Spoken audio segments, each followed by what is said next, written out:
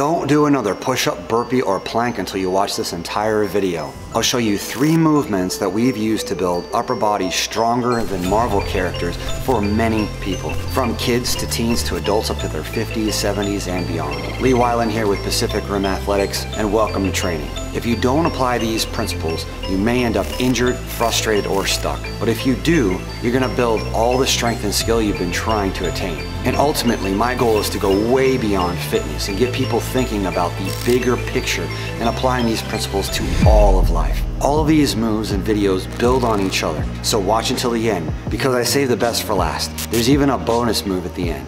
And remember, don't mistake videos like this for coaching with proper training, safety protocols, insurance, and progressions. We actually use push-ups all the time. In fact, they're part of foundation and what we call the muscle up workout. Typically, they're part of a couplet including rows that progresses all the way to students doing muscle ups, and that from all angles. But in the beginning, it's rows and push-ups. And we want to make sure that they are done correctly. The worst thing you can do is not know your shapes. Like an architect or engineer working according to a blueprint and using the strongest elements of alignment in order to build the strongest structure possible. Hollow is an arc shape and one of the most basic and should be applied to the push-up. There will be a million pictures and videos you can see where people are doing push-ups with a sagging back. Do not do that. Know your shapes and apply them to your training. But let's get into the first move, support stand. If you want a strong upper body, develop this position. Push-ups will not develop the chest, and neither will the bench press nor other auxiliary exercises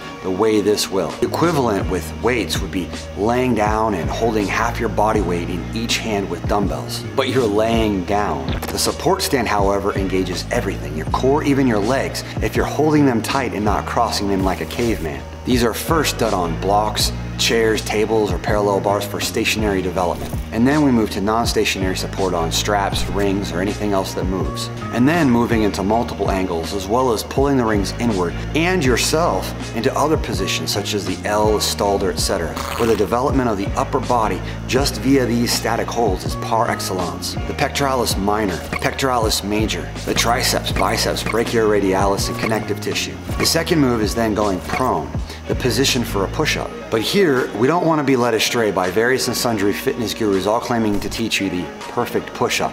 We actually want to do push-ups at every angle imaginable. Hollow position, pike position, one leg on the ground, hands wide, hands backwards, etc., etc., etc. Here, you're developing and fine-tuning your arms, shoulders, and everything else that's attached. It's like a golfer using all the different clubs in their bag instead of just a putter. And eventually, between the straight arm work on the rings and the bent arm work on the ground, we can combine them into all sorts of dips. And this is the third move. You don't want to get lulled into lackluster training.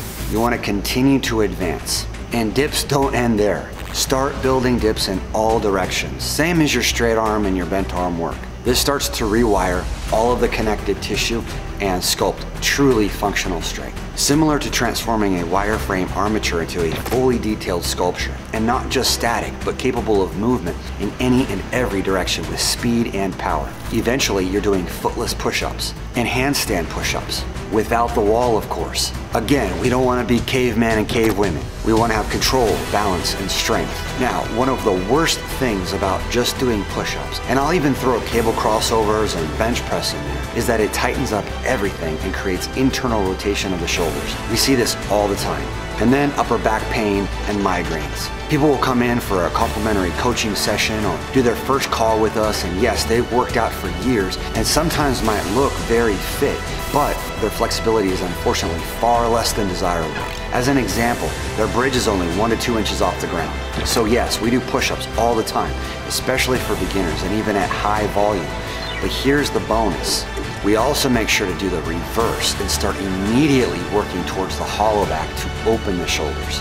And the development of this healthy shoulder mobility will vary from client to client, just like the development of straight arm, bent arm, and full ROM strength of the upper body. So make sure to subscribe and click any of the links below to start training. And I'll see you in the next video.